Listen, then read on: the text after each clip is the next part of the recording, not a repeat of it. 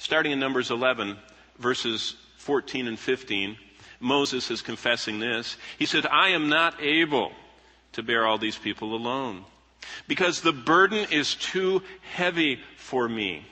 Verse 15, if you treat me like this, please kill me here and now. If I've found favor in your sight, do not let me see my wretchedness. Now, what Moses was confessing is that he humanly could not do what had to be done. Now, yes, that's true. He needed to rely on the Lord. But coming to the end of himself was actually a blessing when he got squashed and pressed and what we would call depressed by his work, because he went on to trust the Lord more fully. Keep going to the right to 1 Kings 19. I want to show you a second one. 1 Kings 19 is Elijah. In verse 4, and Elijah, as you know, was often in the major key. I mean, this fellow stood alone against an entire nation, against an entire army. In fact, he stood alone against the most heinous and wicked of all the corrupt religious people of the day, Jezebel, whose name is synonymous with sin and the occult and wickedness. But after all that, after his greatest time of victory, 1 Kings 19 verse 4 talks about Elijah's downside. He got down.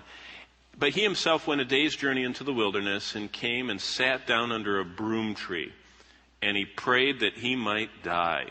Now, this is after Mount Carmel. This is after having all the prophets of Baal destroyed. This is after running a foot race with a chariot and beating it. I mean, we're talking about supernatural courage, strength, faith, and ability. But after all that, he heard a rumor that Jezebel was going to get him, and so he prayed that he might die. And he said, it is enough. Now, Lord, take my life, for I'm no better than my fathers. I would say he was definitely down. You know, it's interesting, the Lord doesn't rebuke him for that. We're going to see tonight, when we look a little more in depth at his life, that the Lord rather rested him and fed him, because there were physical reasons for his emotional state of complete discouragement. And the Lord dealt first with the physical causes before he brought to bear the spiritual lesson he needed to learn, which is a very significant sequence from the Lord. Go to 2 Kings chapter 20. Keep going to the right. 2 Kings chapter 20. We've done Moses, Elijah. Here's Hezekiah. Hezekiah got sick.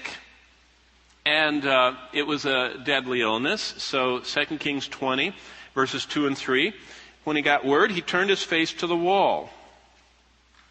Kind of a good sign things weren't good, you know. If you're talking to someone, they just turn away from you and put their nose in the corner, they might be troubled.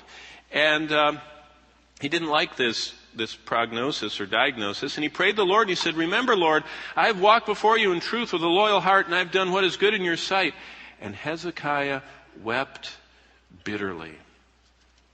See, Hezekiah was very, very grieved and sad and depressed, you would call it. His normal activities ceased, as Webster says, and he just put his face in the wall, and he was very sad. And of course, you know what the Lord did? The Lord responded to that prayer and added 15 years to his life. But it's interesting that he doesn't say that what he did was wrong.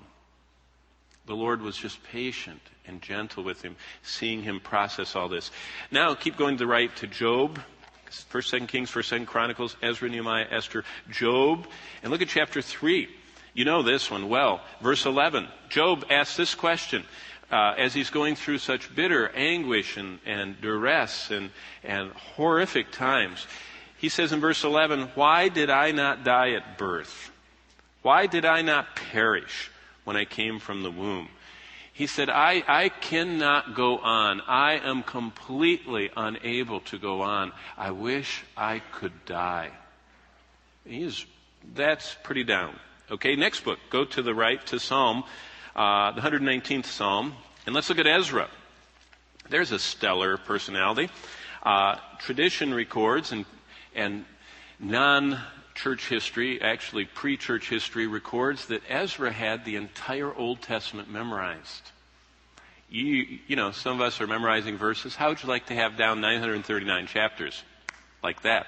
He wrote one whole chapter himself, and another 10 chapters are about him. So, wow, this guy was amazing. But look at his testimony in the 119th Psalm, verse 25.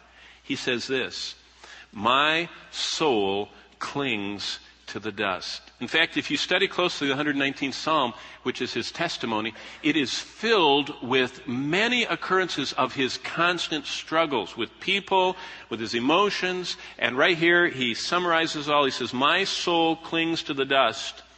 And then he gives one of those wonderful prayer requests we looked at for a whole year when we went through the 119th Psalm. And he says, "Revive me." Now, he knew the only hope and source of strength to go through this was the Lord. But he doesn't say, "In my wicked sinfulness, I am clinging to the dust." He just said, that's how life is.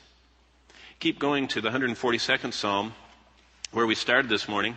And in that context, let me read to you David's confession. David says in 142:7, "Bring my soul out of prison, that I may praise your name." He's saying, "I'm so squashed and I'm so discouraged and depressed, I can't even praise you. Lord, rescue me. The righteous shall surround me." He said, "I'm with all these malcontents, and you'll deal bountifully with me." He said, "Bring my soul out of prison." Okay, keep going to Lamentations, Psalms, Proverbs, Ecclesiastes, Song of Solomon, Isaiah, Jeremiah, Lamentations. Lamentations, chapter 1 and verse 20. This is Jeremiah's confession. We've looked many times at him. He's such a rich source of hope. Jeremiah confesses in Lamentation 1:20, a very beautiful declaration. "See, O Lord, that I am in distress. My soul is troubled. My heart is overturned within me, for I have been very rebellious." Now, what's he talking about? He didn't like what he saw happening to Jerusalem. This is his testimony. He's kind of a CNN on-the-spot news correspondent watching Nebuchadnezzar destroying the city and the people of Jerusalem being butchered. And he's writing about the smoke rising and the carcasses piled in piles at the end of each street. And he says, I am not with you in this. I don't like what's going on. He says, I am by that rebellion. It doesn't mean he's fighting against the Lord. He just is not accepting of what the Lord is doing. And so that has caused him to be in distress, and his soul was troubled, and his heart was overturned. He said, outside the sword bereaves, and at home it's like death. Jeremiah was truly struggling at this time. Well, keep going to the end of the minor prophets, Jonah. So it goes Lamentations, Ezekiel, Daniel, Hosea, Joel, Amos, Obadiah, Jonah. There it is. Chapter 4, verse 8, this incredibly empowered prophet of the Lord who had the Lord rescue him from death in the midst of the sea, who saw through his evangelistic ministry probably the single greatest evangelistic impact that anyone has ever had. This city had hundreds of thousands of people, and they all turned to the Lord in repentance. And look what Jeremiah responds with Jonah in Jonah 4 and verse 8. This is Jonah's testimony. "And it happened when the sun arose that God prepared a vehement east wind. The sun beat on Jonah's head so that he grew faint. Then he wished death for himself."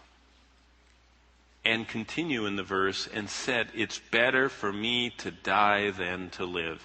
I mean, after all that incredible ministry, he crashes.